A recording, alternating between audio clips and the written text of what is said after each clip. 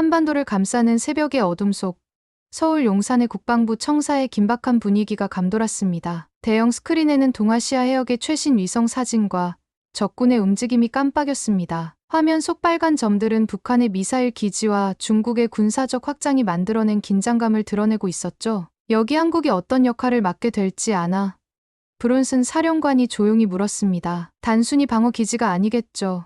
아나벨이 답했죠. 그렇지. 한국은 이제 전초기지이자 이 지역의 항공모함이다. 그의 말이 떨어지자 그녀의 머릿속에 무거운 현실이 스쳐갔다. 한반도가 단순한 방어선이 아니라 국제적 긴장의 한가운데 서 있는 전략적 요충지임을 깨닫는 순간이었어요. 하지만 브론슨이 이어 말했다. 항공모함도 항로를 잃으면 침몰하는 법이지. 이 말이 경고처럼 들려왔을 때 아나벨은 자신이 맡은 임무가 단순한 조정이나 협력을 넘어 아시아 태평양의 평화와 안정, 그리고 배신 속에서 요충지를 지켜내는 싸움임을 깨달았습니다. 오늘의 사연에 앞서 1초면 되는 구독과 좋아요는 저에게 큰 힘이 됩니다. 이제 무더위가 시작이네요. 더위 조심하셔요. 그럼 오늘의 사연 시작하겠습니다. 저는 아나벨 로렌스입니다. 미국 국방부에서 20년 넘게 외교와 군사 전략을 담당해온 베테랑이죠. 하지만 이번 한국 파견 임무는 제게 완전히 새로운 경험이었습니다. 한국은 중국 앞바다에 떠있는 미국의 항공모함과 같다. 브론슨 주한미군 사령관이 브리핑룸에서 던진 이 말이 제 머릿속에서 계속 맴돌았습니다. 처음에는 단순한 비유라고 생각했어요. 그런데 직접 한국에 와서 보니 전혀 다른 의미였습니다. 인천공항에 도착한 첫날부터 놀라움의 연속이었어요. 공항 시설부터가 압도적이었습니다. 미국의 어떤 공항보다도 효율적이고 현대적이었죠. 하지만 진짜 놀라운 건 따로 있었습니다. 브론슨 사령관과 함께 용산 기지를 방문했을 때였어요. 한국군 합참의장과의 회의에서 저는 입을 다물 수 없었습니다. 그들의 전략적 사고는 미국 펜타곤의 그것과 전혀 다르지 않았어요. 아니, 어떤 면에서는 더 정교했습니다. 우리의 대응 시스템은 24시간 365일 가동됩니다. 한국군 참모가 설명하는 동안 저는 그들의 눈빛을 유심히 봤습니다. 거기엔 긴장이 아닌 자신감이 있었어요. 70년간 분단 상황에서 살아온 나라답게 위기 대응이 DNA에 새겨져 있다는 걸 느꼈습니다. 특히 놀라웠던 건 그들의 군사 기술력이었어요. 한국형 전투기 KF-21을 보는 순간 저는 깨달았습니다. 이 나라는 더 이상 보호받아야 할 동맹국이 아니라 함께 세계를 이끌어갈 파트너라는 것을요. 사령관님, 한국의 군사력 수준이 이 정도일 줄 몰랐습니다. 제가 브론슨에게 솔직하게 말했죠. 그러자 그가 미소를 지으며 답했습니다. 로렌스, 이제 왜 내가 한국을 항공모함이라고 했는지 알겠나? 그날 저녁 호텔방에서 워싱턴에 보낼 보고서를 작성하면서 저는 생각에 잠겼습니다. 한국은 단순히 중국을 견제하기 위한 전초기지가 아니었어요. 이 나라는 아시아 태평양 지역의 안정을 위한 핵심 축이 될 수 있는 잠재력을 가지고 있었습니다. 한국군의 현대적 전력을 직접 목격한 순간 저는 확신했습니다. 이들과의 협력이야말로 새로운 시대의 열쇠라는 것을요. 미국이 일방적으로 주도하는 관계가 아닌 진정한 전략적 파트너십 말입니다. 브론슨 사령관과 함께 한미연합훈련 시연을 지켜볼 때였어요. 한국군 조종사들의 기량은 정말 탁월했습니다. 그들의 움직임 하나하나에서 수십 년간 쌓아온 실전 경험이 느껴졌죠. 이건 단순히 훈련으로만 얻을 수 있는 실력이 아니었습니다. 저희는 매일이 실전입니다. 한국 공군 조종사가 말한 이 한마디가 모든 걸 설명해줬어요. 분단 국가에서 살아온 그들에겐 평화 시에도 긴장을 늦출 수 없는 현실이 있었고 그것이 오히려 그들을 더 강하게 만들었던 거죠. 그날 밤 저는 깨달았습니다. 한국의 군사적 지위가 국제 무대에서 완전히 새로운 차원으로 평가받아야 한다는 것을요. 이들은 이미 지역의 안정자 역할을 할 준비가 되어 있었습니다. 파견 3주차에 접어들었을 때 상황이 급변했습니다. 북한이 또다시 미사일 도발을 감행한 거예요. 하지만 이번엔 뭔가 달랐습니다. 러시아와의 군사협력을 공개적으로 선언하면서 말이죠. 이번엔 심상치 않습니다. 브론슨 사령관의 표정이 어느 때보다 진지했어요. 긴급 회의가 소집됐고 저는 한국 측과의 공조 방안을 논의하기 위해 청와대로 향했습니다. 청와대에서 만난 한국 정부 관계자들의 모습에서 저는 또 한 번 놀랐습니다. 그들은 전혀 당황하지 않았어요. 오히려 차분하게 상황을 분석하고 대응책을 준비하고 있었습니다. 우리는 이미 모든 시나리오에 대한 준비를 마쳤습니다. 국가안보실장의 말에서 저는 70년간 이런 위기를 겪어온 나라의 저력을 느꼈어요. 이들에겐 위기가 일상이었고 그래서 더 침착할 수 있었던 거죠. 그런데 며칠 후 중국까지 나섰습니다. 한국의 군사적 역할 확대를 우려한다며 노골적인 압박을 가해온 거예요. 저는 한국이 어떻게 반응할지 궁금했습니다. 중국의 압박이 거세지던 바로 그날 밤이었어요. 북한이 실제로 미사일을 발사했습니다. 저는 용산 기지의 상황실에서 모든 걸 지켜봤어요. 그리고 제 눈으로 기적을 목격했습니다. 한국의 방공 시스템이 작동하는 모습은 정말 경이로웠어요. 미사일 발사 신호를 감지한 순간부터 요격까지 모든 과정이 완벽했습니다. 마치 정교한 시계처럼 돌아가는 시스템이었죠. 요격 성공, 상황실에 울려 퍼진 이 말에 저는 소름이 돋았어요. 한국이 자체 기술로 개발한 방어 시스템이 실제 위협을 막아낸 순간이었습니다. 더 놀라운 건 그 이유였어요. 전 세계 언론이 한국의 미사일 방어 성공을 톱뉴스로 다뤘습니다. CNN부터 BBC까지 모든 매체가 한국의 기술력을 찬사했어요. 한국이 이렇게 빠르게 대응할 줄 몰랐습니다. 워싱턴에서 온 연락에 저는 자신 있게 답했어요. 이들은 우리가 생각했던 것보다 훨씬 준비된 파트너입니다. 그날 밤 한국 국민들의 반응을 보면서 저는 또 다른 놀라움을 경험했습니다. 패닉이나 혼란 대신 질서정연한 대응이었어요. 마치 모든 국민이 하나의 팀처럼 움직이는 모습이었습니다. 우리 국민들은 이런 상황에 익숙합니다. 한국 측 연락관의 설명을 들으면서 저는 이해했어요. 분단 70년의 역사가 만들어낸 특별한 단결력이었습니다. 중국의 압박은 계속됐지만 한국의 대응은 흔들리지 않았어요. 오히려 더 당당해 보였습니다. 자신들의 능력을 증명했다는 자신감 때문이었을 거예요. 미사일 요격 성공 이후 국제사회의 한국에 대한 시각이 완전히 바뀌었습니다. 더 이상 보호받는 나라가 아닌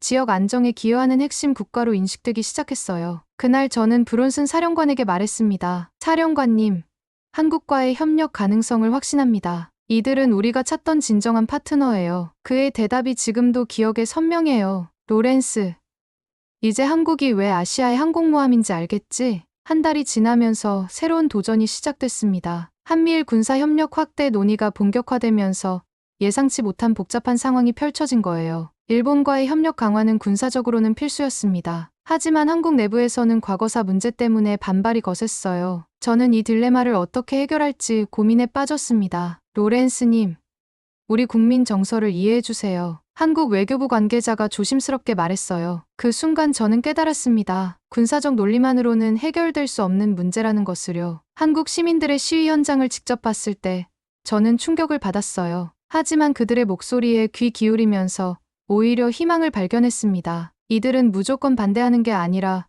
올바른 방향을 찾고 있었거든요. 우리는 과거를 잊자는 게 아닙니다. 제대로 된 미래를 원할 뿐이에요. 한 시민의 말이 제 가슴에 와닿았어요. 이들의 요구는 정당했습니다. 바로 그때 동아시아 정세가 급변했어요. 중국이 대만 해협에서 군사훈련을 강화하고 북한은 러시아와의 협력을 더욱 확대했습니다. 한미일 협력의 필요성이 그 어느 때보다 절실해진 거죠. 저는 한국 정부의 대응을 지켜보면서 감탄했어요. 그들은 국민들의 목소리를 외면하지 않으면서도 국가의 안보를 포기하지 않는 절묘한 균형점을 찾아가고 있었습니다. 우리가 새로운 협상안을 준비했습니다. 한국 측에서 제안한 내용을 들었을 때 저는 깜짝 놀랐어요. 과거사 인정과 미래 협력을 동시에 담은 창의적 해법이었습니다. 그들의 제안은 이런 것이었어요. 일본이 과거사에 대한 진정성 있는 사과를 전제로 한국이 미래지향적 군사협력에 적극 참여한다는 내용이었습니다. 단순하지만 본질을 꿰뚫는 아이디어였죠. 이런 발상을 어떻게 해낼 수 있었을까요? 저는 한국 외교팀에게 솔직한 궁금증을 표했어요. 그들의 답변이 인상적이었습니다. 우리는 항상 복잡한 상황에서 살아왔습니다. 북한, 중국, 일본, 미국 사이에서 균형을 잡는 게 우리의 일상이에요. 이 말에서 저는 한국 외교의 진짜 실력을 봤습니다. 워싱턴에 한국의 제안을 보고했을 때 반응이 폭발적이었어요. 이런 창의적 해법이 가능했다니. 국무부 관계자들이 연신 감탄했습니다. 일본 측도 처음엔 주저했지만 결국 한국의 제안을 받아들였어요. 과거사에 대한 진정성 있는 사과와 함께 미래 협력의 문을 연 거죠. 그 과정에서 저는 한국 외교관들의 탁월한 능력을 목격했습니다. 그들은 감정에 휩쓸리지 않으면서도 원칙을 지키는 균형 감각을 보여줬어요. 로렌스님, 한국의 중요성을 미국 본국에 꼭 전달해주세요. 한국 외교부 장관의 부탁에 저는 흔쾌히 응했습니다. 이미 제 마음속에선 확신이 서 있었거든요. 그날 밤 워싱턴에 긴급 보고서를 보냈어요. 한국은 동북아시아 외교의 핵심 허브가 될 수 있는 역량을 갖추고 있다는 내용이었습니다. 며칠 후 워싱턴에서 답변이 왔어요. 로렌스의 판단을 신뢰한다. 한국과의 협력을 더욱 확대하라는 지시였습니다. 제 보고서가 받아들여진 순간이었어요. 파견 2달째. 정말 숨막히는 상황이 벌어졌습니다. 동중국해에서 중국 군함과 일본 해상자위대가 대치하며 무력 충돌 직전까지 간 거예요. 새벽 3시에 울린 긴급 전화를 받고 저는 벌떡 일어났습니다. 로렌스님, 상황이 심각합니다. 브론슨 사령관의 목소리에서 긴장감이 느껴졌어요. 상황실로 달려간 저는 실시간으로 전개되는 위기를 지켜봤습니다. 양국 군함들이 불과 몇 킬로미터 거리에서 대치하고 있었어요. 한치의 실수라도 있으면 전쟁이 터질 수 있는 상황이었습니다. 한국 측에서 중재를 제안했습니다. 연락관의 보고를 들은 순간 저는 놀랐어요. 이런 위기 상황에서 한국이 직접 나선다는 게 놀라웠거든요. 한국의 제안은 간단하면서도 효과적이었습니다. 한미일 연합함대가 양측 사이에 개입해 완충 역할을 하자는 것이었어요. 그리고 놀랍게도 중국과 일본 모두 이 제안을 받아들였습니다. 왜 중국이 한국의 제안을 받아들였을까요?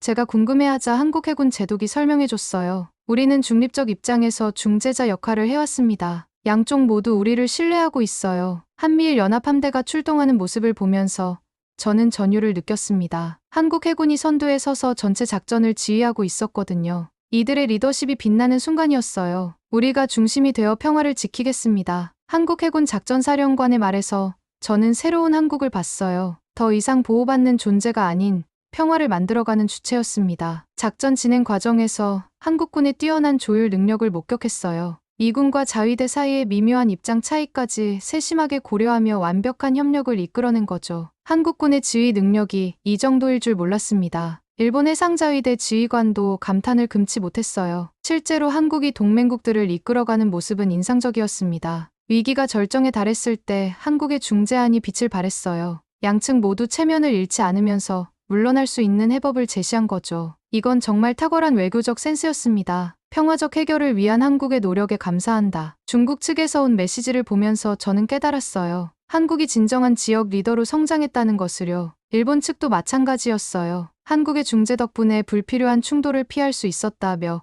고마움을 표했습니다. 과거사 갈등을 넘어선 새로운 관계의 시작이었어요. 그날 밤 국제 뉴스는 온통 한국 이야기뿐이었습니다. 동북아 평화의 중재자로 떠오른 한국. 한국이 이끈 평화적 해결이라는 헤드라인이 전 세계를 장식했어요. 워싱턴에서도 찬사가 쏟아졌습니다. 한국의 리더십 덕분에 지역 전쟁을 막을 수 있었다는 평가였어요. 저는 보람을 느꼈습니다. 제가 확신했던 한국의 역량이 증명된 순간이었으니까요. 브론슨 사령관이 저에게 말했어요. 로렌스, 이제 정말로 한국이 우리의 항공모함이 아니라 함께 바다를 지키는 동반자라는 걸 알겠어. 그날 저는 확신했습니다. 한국이 동북아시아 평화의 새로운 축으로 자리 잡았다는 것을요. 평화적 해결의 성공으로 모든 게 순조로워 보였을 때 청천벽력 같은 일이 터졌습니다. 한국의 주요 군사 정보가 유출된 거예요. 이게 어떻게 된 일입니까? 긴급 소집된 회의에서 브론슨 사령관의 얼굴이 굳어 있었어요. 연합작전의 핵심 정보가 새어나간 것은 심각한 문제였습니다. 더 충격적인 건 정보 유출의 범위였어요. 한국군의 작전 계획부터 연합훈련 세부 사항까지 거의 모든 기밀이 노출된 상태였습니다. 신뢰가 무너지고 있습니다. 일본 측에서 온 메시지를 보며 저는 답답함을 느꼈어요. 그동안 쌓아온 협력 관계가 한순간에 흔들리고 있었거든요. 한국 측도 마찬가지로 당황하고 있었습니다. 우리도 피해자입니다라고 말하지만 국제적 신뢰는 이미 타격을 받은 상태였어요. 며칠간 조사가 계속됐지만 뚜렷한 단서를 찾지 못했습니다. 그러던 중 한국 정보기관에서 놀라운 발견을 했어요. 미국 내부에서 나온 정보입니다. 한국 국정원 관계자가 저에게 건넨 자료를 보고 저는 경악했습니다. 정보 유출의 진원지가 미국 내부였다는 증거였거든요. 더 충격적인 사실이 밝혀졌어요. 일부 미국 관계자들이 의도적으로 정보를 유출해 한국의 독립적 역할을 견제하려 했다는 것이었습니다. 한국이 너무 독립적으로 행동한다는 게 그들의 불만이었어요. 한국이 더 이상 미국에만 의존하지 않고 독자적 리더십을 발휘하는 것을 견제하려 한 거죠. 저는 분노했습니다. 동맹이라는 이름으로 파트너를 배신한 행위였거든요. 이건 절대 용납할 수 없는 일입니다. 워싱턴에 긴급 보고를 올렸어요. 하지만 한국의 대응은 달랐습니다. 그들은 감정에 휩쓸리는 대신 냉정하게 상황을 분석했어요. 그리고 놀라운 능력을 보여줬습니다. 우리가 독자적으로 조사한 결과입니다. 한국 측에서 제시한 증거는 완벽했어요. 누가, 언제, 어떻게 정보를 빼돌렸는지까지 모든 게 명확했습니다. 한국의 정보 분석 능력에 저는 또 한 번 놀랐어요. 미국의 내부 문제까지 파악해낸 그들의 실력은 상상 이상이었습니다. 우리는 이 사건을 계기로 더 강해질 것입니다. 한국 정부 관계자의 말에서 저는 불굴의 의지를 느꼈어요. 배신당했지만 굴복하지 않는 강인함이었습니다. 저는 이 사태 해결에 전력을 기울였습니다. 워싱턴 내부의 문재인들을 색출하고 책임을 물어야 했어요. 동맹 관계를 회복하기 위해서였습니다. 로렌스의 노력 덕분에 진실이 밝혀졌다. 한국 측에서 저에게 고마움을 표했을 때 저는 부끄러웠어요. 제 나라의 일부가 저지른 배신에 대해서 말이죠. 하지만 이 사건을 통해 오히려 한국의 진가가 더욱 드러났습니다. 위기 상황에서도 냉정함을 잃지 않고 독립적으로 문제를 해결해낸 역량이었어요. 이제 우리는 진정한 파트너가 됐습니다. 사건 해결 후 한국 외교부 장관이 저에게 한 말이 가슴에 와닿았어요. 시련을 겪으며 더 단단해진 관계였습니다. 정보 유출 사건이 해결된 후 진짜 시험이 시작됐습니다. 한미일 연합훈련이 마침내 실시되는 날이 온 거예요. 이번 훈련의 성공 여부가 앞으로의 모든 걸 결정할 겁니다. 브론슨 사령관의 말처럼 이번 훈련은 단순한 군사 연습이 아니었어요. 새로운 협력 체제의 시험 무대였습니다. 훈련 첫날부터 한국군의 리더십이 빛났어요. 전체 작전을 조율하는 모습에서 저는 진정한 지도력을 봤습니다. 더 이상 보조 역할이 아닌 중심 역할이었어요. 한국군의 지휘 체계가 이렇게 정교할 줄 몰랐습니다. 미군 장성들도 감탄을 금치 못했어요. 실제로 한국군은 복잡한 다국적 훈련을 완벽하게 조율하고 있었습니다. 일본 자위대와의 협력도 놀라웠어요. 과거사 갈등을 완전히 넘어선 전문적인 파트너십이었습니다. 한국군 지휘관과 자위대 간부들이 자연스럽게 소통하는 모습을 보며 저는 미래에 대한 희망을 느꼈어요. 가장 인상적이었던 건 동중국해 일대에서 벌어진 실전 시뮬레이션이었어요. 한국 해군이 중심이 되어 미군과 자위대를 완벽하게 조율하는 모습은 정말 장관이었습니다. 우리가 평화의 수호자가 되겠습니다. 한국 합참의장의 선언에 모든 참가자들이 박수를 쳤어요. 그 순간 저는 확신했습니다. 한국이 진정한 지역 리더로 거듭났다는 것을요. 훈련 과정에서 한국의 군사 기술력이 전면에 부각됐습니다. KF-21 전투기의 성능부터 차세대 구축함의 능력까지 모든 게 세계 최고 수준이었어요. 한국 기술이 이 정도일 줄 몰랐다는 외국 참관단들의 반응이 쏟아졌습니다. 더 이상 기술을 수입하는 나라가 아닌 기술을 수출하는 나라로서의 한국이었어요. 며칠간 계속된 훈련에서 가장 놀라운 건 완벽한 팀워크였습니다. 세 나라 군대가 마치 하나의 조직처럼 움직이는 모습은 감동적이었어요. 이런 협력이 가능하다니 워싱턴에서 온 시찰단도 연신 감탄했습니다. 한국이 중심이 된 새로운 협력 모델의 성공이었어요. 훈련 마지막 날 동중국해의 긴장이 실제로 완화됐다는 소식이 들려왔습니다. 강력한 연합 전력의 시위 효과였어요. 평화는 힘으로 지켜낸다는 진리를 다시 한번 확인한 순간이었습니다. 한국의 리더십 덕분에 가능했던 성과입니다. 브론슨 사령관이 저에게 말했을 때 저는 뿌듯함을 느꼈어요. 제가 확신했던 한국의 잠재력이 현실이 된 거였으니까요. 그날 밤 국제 언론들이 앞다투어 보도했습니다. 한국 주도의 완벽한 연합훈련, 동북아 평화의 새로운 모델이라는 헤드라인들이었어요. 중국도 더 이상 도발적 행동을 자제하기 시작했습니다. 강력한 연합 전력 앞에서 함부로 행동할 수 없다는 걸 깨달은 거죠. 훈련 성공 후 저는 한국이 더 이상 지역의 변방이 아니라는 걸 확신했습니다. 이들은 동북아시아 안정의 핵심 축으로 자리 잡았어요. 훈련 성공 이후 한국에서 놀라운 제안이 나왔습니다. 아시아 태평양 평화협력체제라는 새로운 국제 질서에 대한 구상이었어요. 기존의 대립 구조를 넘어선 협력체제를 만들어보자는 한국의 제안을 듣고 저는 깜짝 놀랐어요. 이런 큰 그림을 그릴 수 있다는 게 놀라웠거든요. 한국의 구상은 단순했지만 혁신적이었습니다. 군사적 대립보다는 경제적 협력과 문화적 교류를 통해 평화를 만들어가자는 것이었어요. 우리가 중재자 역할을 하겠습니다. 한국 대통령의 선언에 국제사회가 주목했어요. 분단국가이면서도 평화를 추구하는 한국의 특별한 위치 때문이었습니다. 놀랍게도 중국도 이 제안에 관심을 보였어요. 한국의 중립적 입장을 신뢰한다며